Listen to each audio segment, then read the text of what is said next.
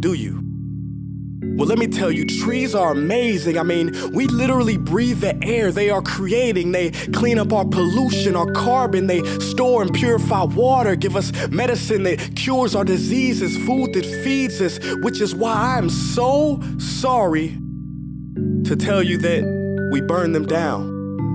Cut them down with brutal machines, horrific, at a rate of 40 football fields every minute. That's 50% of all the trees in the world gone in the last 100 years. Why?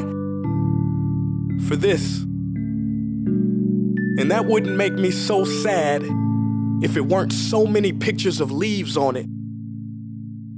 You know, when I was a child, I read how the Native Americans had such consideration for the planet that they felt responsible for how they left the land for the next 7 generations.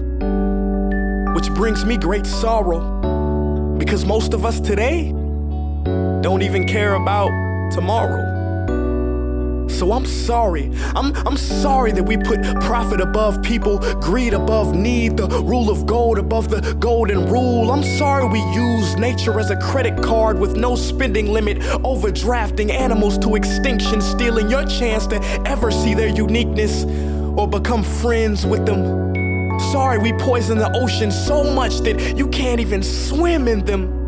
But most of all, I'm sorry about our mindset, 'cause we had the nerve to call this destruction progress. Hey Fox News, if you don't think climate change is a threat, I dare you to interview the thousands of homeless people in Bangladesh. See, while you were in your penthouse nestled, their homes were literally washed away beneath their feet due to rising sea levels.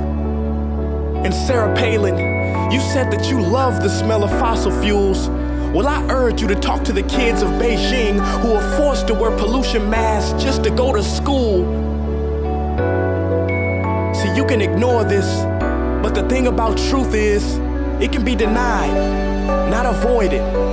So I'm sorry, future generations. I'm sorry that our footprint became a sinkhole and not a garden. I'm sorry that we paid so much attention to ISIS and very little to how fast the ice is melting in the Arctic.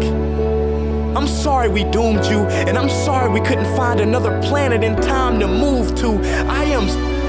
You know what? Cut the beat. I'm not sorry. This future, I do not accept it, because an error does not become a mistake until you refuse to correct it. We can redirect this. How? Let me suggest that if a farmer sees a tree that is unhealthy, they don't look at the branches to diagnose it, they look at the root. So like that farmer, we must look at the root, and not to the branches of government, not to the politicians run by corporations. We are the root, we are the foundation. This generation, it is up to us to take care of this planet. It is our only home. We must globally warm our hearts and change the climate of our souls and realize that we are not apart from nature, we are a part of nature. And to betray nature is to betray us. To save nature is to save us, because whatever you're fighting